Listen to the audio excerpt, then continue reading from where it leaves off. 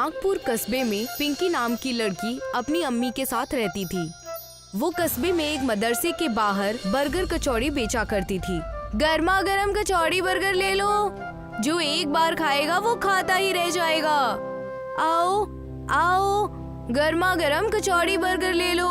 मदरसे की छुट्टी के बाद सारे बच्चे उसके ठेले के पास आकर गरम गरम कचौड़ी बर्गर खा रहे थे। पिंकी, जरा मुझे एक प्लेट कचौड़ी बर्गर दे दो। ऐसे ही सारे बच्चे कचौड़ी बर्गर बड़े ही मजे से खाते थे। इतना ही नहीं, उस कस्बे के लोग भी वो कचौड़ी बर्गर खाने आया करते थे। पिंकी बेटा, ले जाने के लिए कचौड़ी बर्गर पैक कर दो।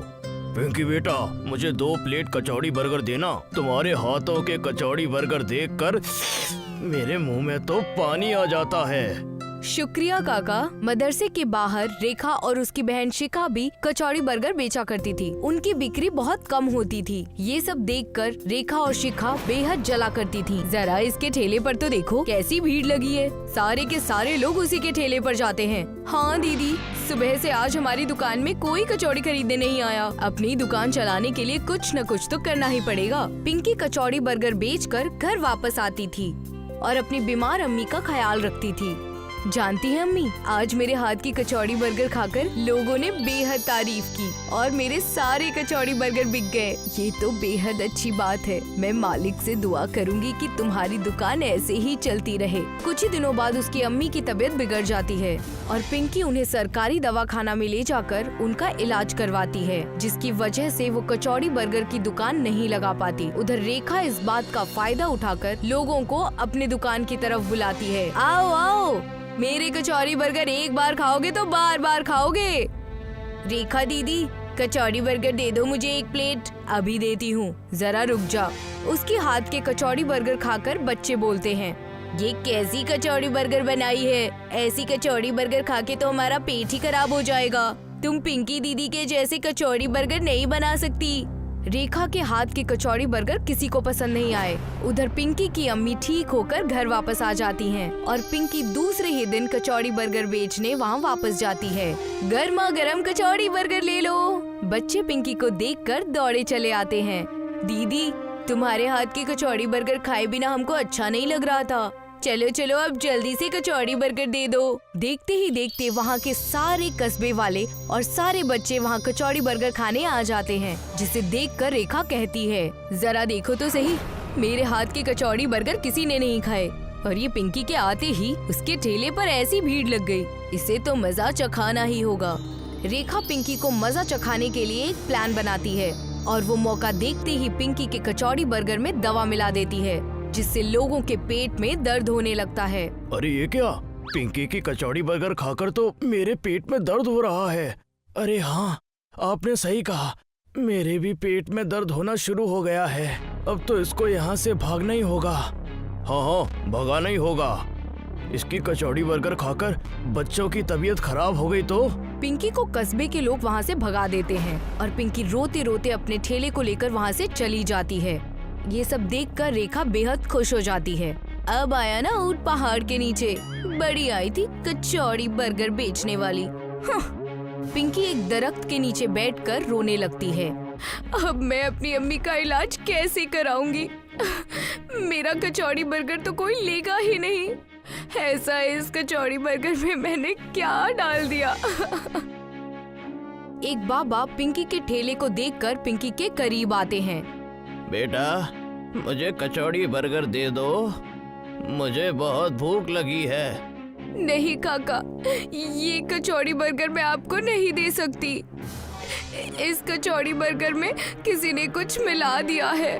क्या करूं बेटा, मुझे बहुत जोरों की भूख लगी है।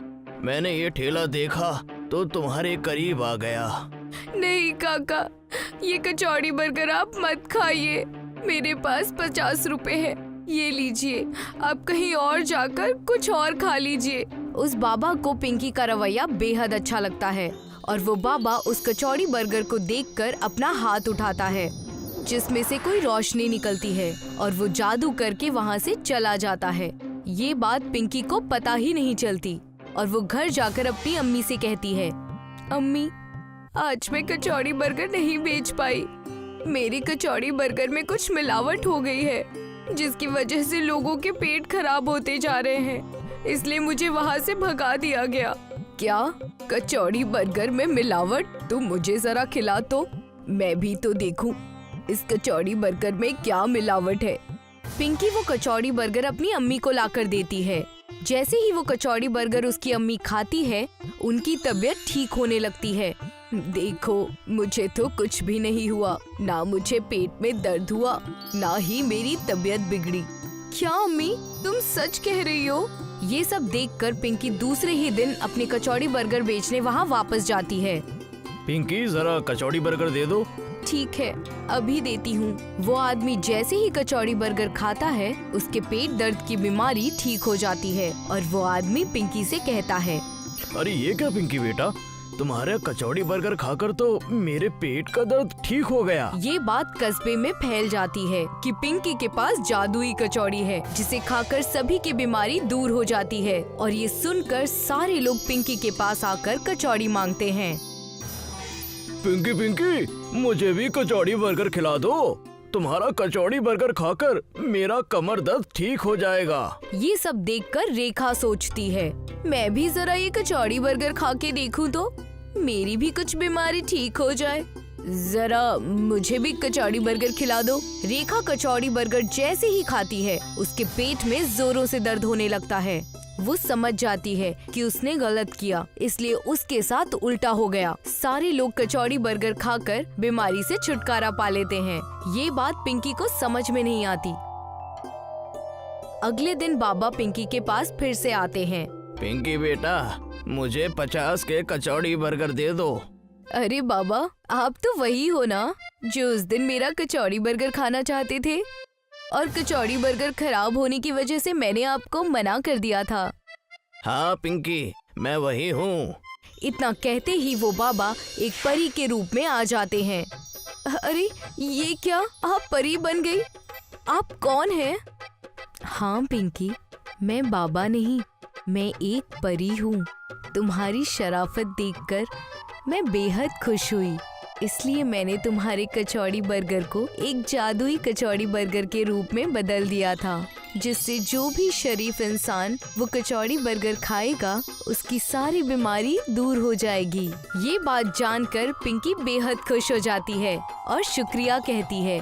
वो जादुई कचौड़ी बर्गर से अपनी अम्मी और सारे लोगों की बीमारी ठीक करती है। ये अफसाना बेंगलुरु का है। सड़क के किनारे हेनरी और जैक दोनों के बर्गर के स्टॉल थे। हेनरी बहुत ही नेक था। वो अपने बर्गर में उम्दा सामान इस्तेमाल करता था, जैसे कि अच्छी सब्जियां, अच्छे आलू, अच्छा तेल और उम्दा किस्म के बर्गर्स बन। और जैक को बस पैसे कमाने का लालच था।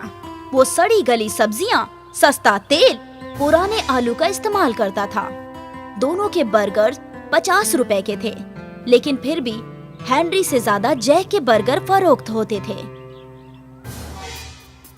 देखो भाई, तुम हमेशा कहते हो ना कि अच्छे कर्म का फल अच्छा मिलता है, तो तुम तो ईमानदार हो, अच्छा सामान इस्तेमाल करते हो, पर फिर भी तुम्हारे बर्गर को कोई नहीं खरीदता। ऐसा क्यों? जैक अक्सर हेनरी को उसकी ईमानदारी के लिए ताने मारा करता था। एक रात की बात है, उस रोज हेनरी के काफी बर्गर्स बचे थे। या खुदा, आज तो बर्गर फरोख्त ही नहीं हुए। अगर ऐसे ही चलता रहा तो कैसे गुजारा होगा। इन बर्गर्स को फेंकने से बेहतर है कि मैं किसी जरूरतमंद का पेट भर दूं।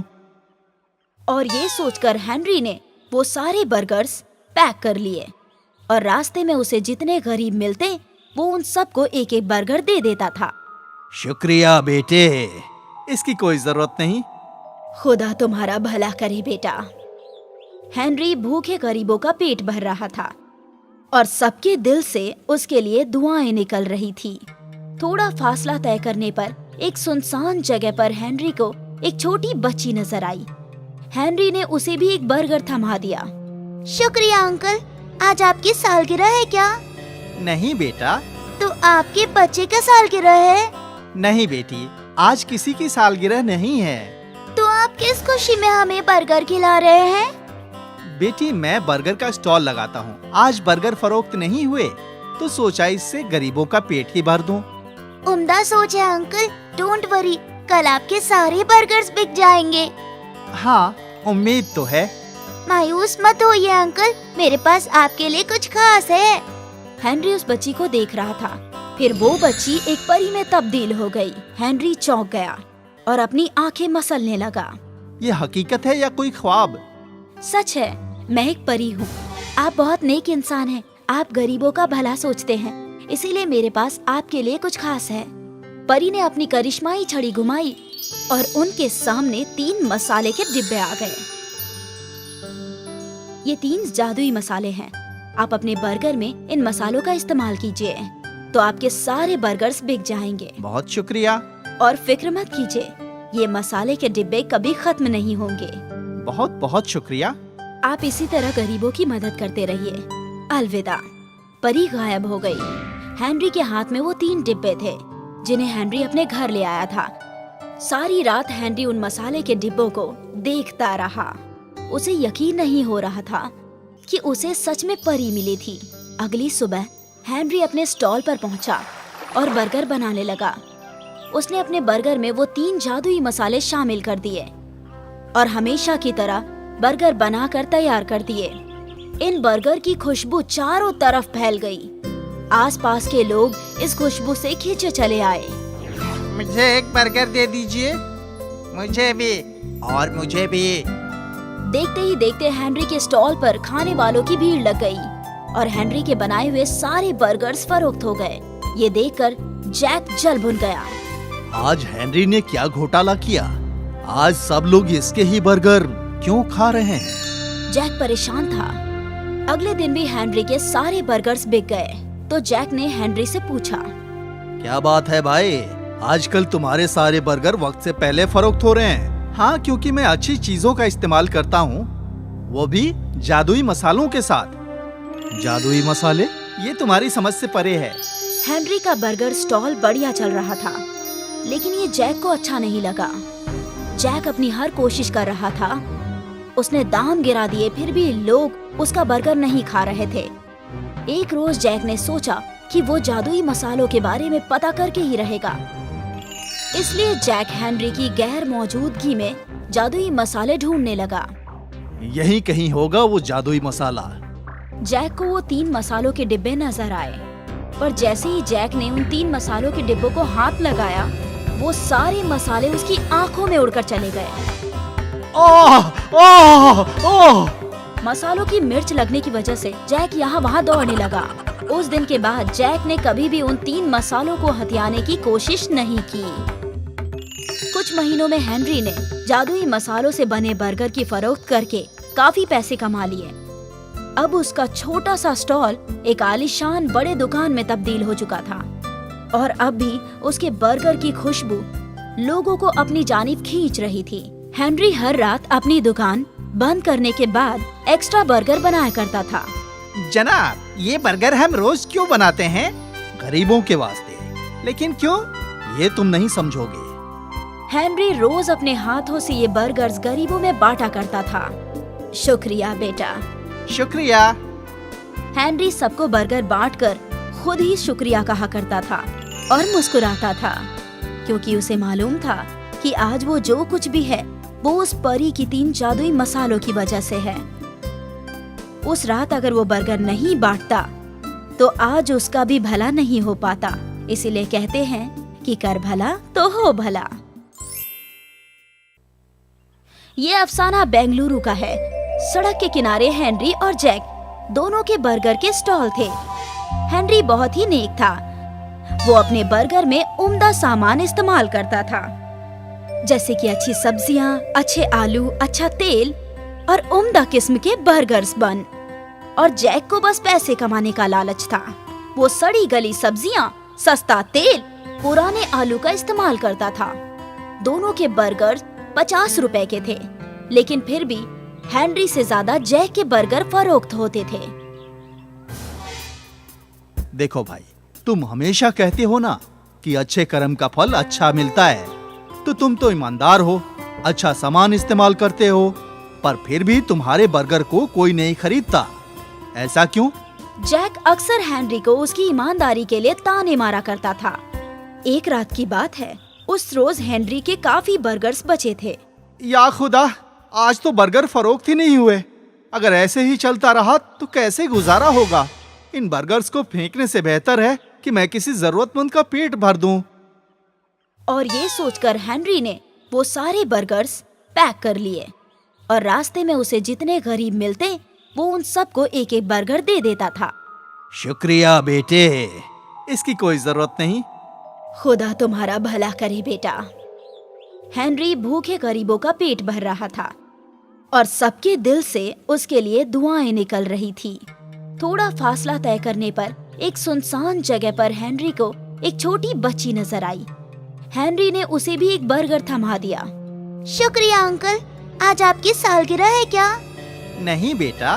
तो आपके बच्चे का सालगिरह है? नहीं बेटी, आज किसी की सालगिरह नहीं है। तो आप किस खुशी में हमें बर्गर खिला रहे हैं? बेटी, मैं बर्गर का स्टॉल लगाता हूँ। आज बर्गर फरोख्त नहीं हुए तो सोचा इससे गरीबों का पेट ही भर दूं। उम्दा सोच है अंकल, डोंट वरी, कल आपके सारे बर्गर्स बिक जाएंगे। हाँ, उम्मीद तो है। मायूस मत होइए अंकल, मेरे पास आपके लिए कुछ खास है। हेनरी उस बच्ची को देख रहा था, फिर वो बच्ची एक परी में तब्दील हो गई। हेनरी चौंक गया और अपनी आंखें मसलने लगा। ये हकीकत है या कोई ख्वाब? सच है, मैं एक परी हूँ। आप बहुत नेक इंसान हैं। आप गरीबों का भला सोचते हैं, इसीलिए मेरे पास आपके लिए कुछ खास है। परी ने अपनी करिश्माई छड़ी घुमाई और उनके सामने 3 मसाले के डिब्बे आ गए। ये 3 जादुई मसाले हैं। आप अपने बर्गर में इन मसालों का इस्तेमाल कीजिए तो आपके सारे बर्गर्स बिक जाएंगे। बहुत शुक्रिया। और फिक्र मत कीजिए, ये मसाले के डिब्बे कभी खत्म नहीं होंगे। बहुत बहुत शुक्रिया। आप इसी तरह गरीबों की मदद करते रहिए। अलविदा। परी गायब हो गई। हेनरी के हाथ में वो 3 डिब्बे थे जिन्हें हेनरी अपने घर ले आया था। सारी रात हेनरी उन मसाले के डिब्बों को देखता रहा। उसे यकीन नहीं हो रहा था कि उसे सच में परी मिली थी। अगली सुबह हेनरी अपने स्टॉल पर पहुंचा और बर्गर बनाने लगा। उसने अपने बर्गर में वो 3 जादुई मसाले शामिल कर दिए और हमेशा की तरह बर्गर बनाकर तैयार कर दिए। इन बर्गर की खुशबू चारों तरफ फैल गई। आसपास के लोग इस खुशबू से खींचे चले आए। मुझे एक बर्गर दे दीजिए। मुझे भी, और मुझे भी। देखते ही देखते हेनरी के स्टॉल पर खाने वालों की भीड़ लग गई और हेनरी के बनाए हुए सारे बर्गर्स फरोख्त हो गए। ये देखकर जैक जल भुन गया। आज हेनरी ने क्या घोटाला किया? आज सब लोग इसके ही बर्गर क्यों खा रहे हैं? जैक परेशान था। अगले दिन भी हेनरी के सारे बर्गर्स बिक गए तो जैक ने हेनरी से पूछा, क्या बात है भाई, आजकल तुम्हारे सारे बर्गर वक्त से पहले फरोख्त हो रहे हैं? हाँ, क्योंकि मैं अच्छी चीजों का इस्तेमाल करता हूँ, वो भी जादुई मसालों के साथ। जादुई मसाले? ये तुम्हारी समझ से परे है। हेनरी का बर्गर स्टॉल बढ़िया चल रहा था, लेकिन ये जैक को अच्छा नहीं लगा। जैक अपनी हर कोशिश कर रहा था। उसने दाम गिरा दिए, फिर भी लोग उसका बर्गर नहीं खा रहे थे। एक रोज जैक ने सोचा कि वो जादुई मसालों के बारे में पता करके ही रहेगा। इसलिए जैक हेनरी की गैर मौजूदगी में जादुई मसाले ढूंढने लगा। यही कहीं होगा वो जादुई मसाला। जैक को वो 3 मसालों के डिब्बे नजर आए, पर जैसे ही जैक ने उन 3 मसालों के डिब्बों को हाथ लगाया, वो सारे मसाले उसकी आंखों में उड़कर चले गए। ओह, ओह, ओह! मसालों की मिर्च लगने की वजह से जैक यहाँ वहाँ दौड़ने लगा। उस दिन के बाद जैक ने कभी भी उन 3 मसालों को हथियाने की कोशिश नहीं की। कुछ महीनों में हेनरी ने जादुई मसालों से बने बर्गर की फरोख्त करके काफी पैसे कमा लिए। अब उसका छोटा सा स्टॉल एक आलीशान बड़े दुकान में तब्दील हो चुका था और अब भी उसके बर्गर की खुशबू लोगों को अपनी जानिब खींच रही थी। हेनरी हर रात अपनी दुकान बंद करने के बाद एक्स्ट्रा बर्गर बनाया करता था। जनाब, ये बर्गर हम रोज क्यों बनाते हैं? गरीबों के वास्ते। लेकिन क्यों? ये तुम नहीं समझोगे। हेनरी रोज अपने हाथों से ये बर्गर्स गरीबों में बांटा करता था। शुक्रिया बेटा। शुक्रिया। हेनरी सबको बर्गर बांटकर खुद ही शुक्रिया कहा करता था और मुस्कुराता था, क्योंकि उसे मालूम था कि आज वो जो कुछ भी है वो उस परी की 3 जादुई मसालों की वजह से है। उस रात अगर वो बर्गर नहीं बांटता तो आज उसका भी भला नहीं हो पाता। इसीलिए कहते हैं कि कर भला तो हो भला। ये कबीर हैं, कबीर सिंह। कबीर सिंह हैं तो इंडियन, पर वो अपनी पढ़ाई पूरी करने यूएस आए हैं। आजकल कबीर सिंह परेशान हैं पैसों की कमी की वजह से। हे कबीर, मैंने तेरे लिए एक नई जॉब ढूंढ ली है। अरे यहीं पास में एक बर्गर जॉइंट है, तू आज ही चला जा वरना वो जॉब कोई और पकड़ लेगा। नहीं नहीं यार, तू फिक्र मत कर, मैं आज ही जाऊंगा। कबीर बर्गर जॉइंट में गए और उन्हें वो जॉब मिल गई और उसी रोज से उन्होंने काम करना शुरू कर दिया। बर्गर्स बनाना उन्हें आता तो नहीं था, पर ये काफी आसान था। उन्होंने बर्गर बनाना जल्द ही सीख लिया। Your order ma'am. Thank you. Kabir Singh खुश थे क्योंकि उन्हें पैसे भी मिल रहे थे और मुफ्त का खाना भी। कुछ दिन कबीर सिंह के बहुत अच्छे बीते, पर फिर वो ऊब गया। उसे ये बिना मसालों वाला खाना खाना कुछ खास पसंद नहीं आ रहा था। अरे तुम लोग ये बगैर मसाले का खाना कैसे खा लेते हो? Why don't you like this? नहीं नहीं, मैं एक्चुअली बहुत बोर हो गया हूँ। अगले रोज कबीर बर्गर जॉइंट आ ही रहे थे कि उनका तवज्जो मैगी पैकेट्स पर पड़ा। आज बर्गर के बदले मैगी खाता हूँ, कम से कम ये टेस्टी तो होगा। कबीर ने एक मैगी का पैकेट खरीद लिया और वो रोज की तरह बर्गर जॉइंट पर काम करने लगा। रात में जब जॉइंट क्लोज हुआ तो सारे मुलाजिम अपना अपना बर्गर बनाने लगे। वहीं कबीर ने अपने लिए एक मैगी बनाया और बड़े ही शौक से खाया। उस रोज से कबीर कभी बर्गर खाता तो कभी मैगी। वो खुश था।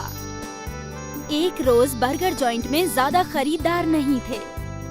कबीर फ्री थे तो उन्होंने सोचा कि वो कुछ नया बनाए। उन्होंने अपने बैग में से मैगी नूडल्स निकाले। Today again Maggi? What's happened to you Kabir? अरे नहीं जी, आज मैं कुछ और बनाऊंगा। कबीर ने बर्गर से बन काटे और मैगी बनाई और फिर मैगी को बर्गर के पैटी मेकर मशीन में डाल दिया। उससे मैगी की पैटी बन गई। अरे ये तो बिल्कुल गोल है जी। जी वाह, क्या बात है। कबीर खुश हो गए। उन्होंने एक और मैगी की पैटी बनाई। Wow, this dish looks delicious, even I want one.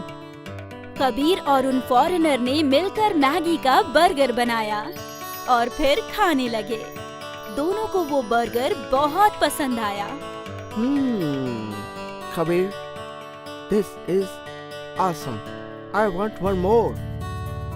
Kabir ने एक एक और मैगी बर्गर बनाए। दोनों ने बड़े ही शौक से खाए।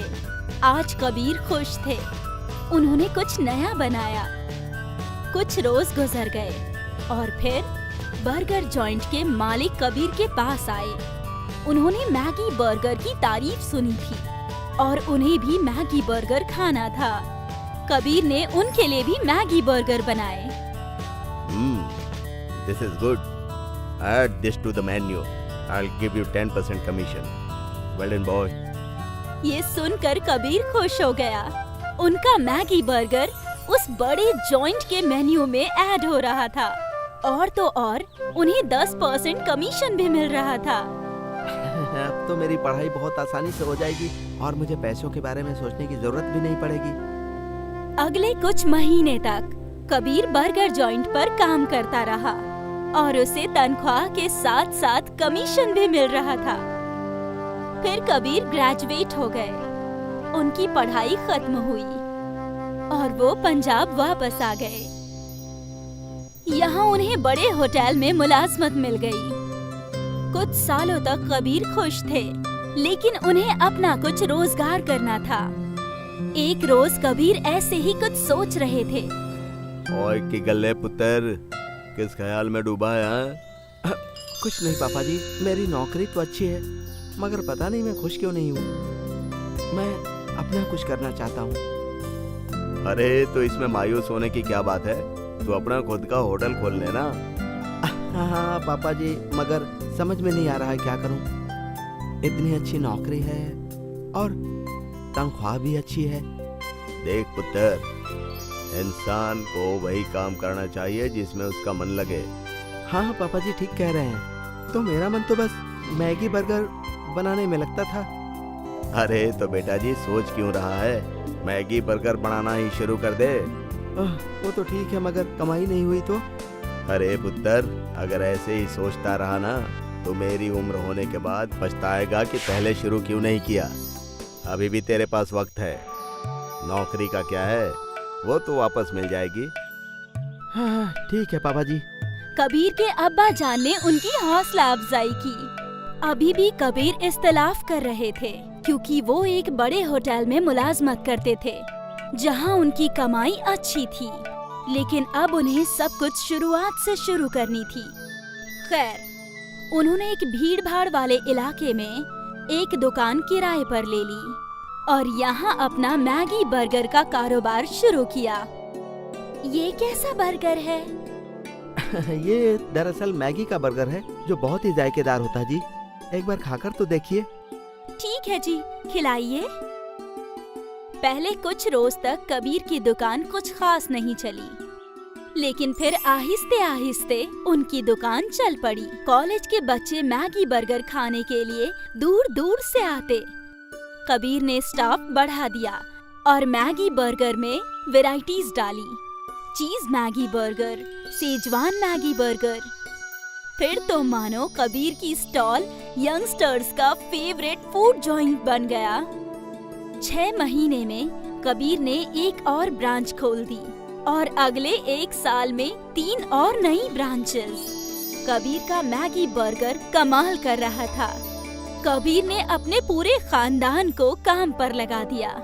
उसके सारे भाई, कजिन्स सब एक ही कंपनी में काम करते थे, बर्गर सिंह। महज 6 सालों में कबीर की बर्गर सिंह एक बहुत बड़ा फूड चेन बन गया। भारत के 30 शहरों में उसके ब्रांचेस खुल गए। अब कबीर और उसके अब्बा जान एक बहुत ही बड़ी कांच की बिल्डिंग में बैठा करते थे। उत्तर याद है तुझे वो रात जिस दिन तू बहुत परेशान था? हाँ पापा जी, वो कैसे भूल सकता हूँ। अगर उस दिन आपने मुझे सपोर्ट नहीं किया होता तो आज हमारा बर्गर सेंटर नहीं होता।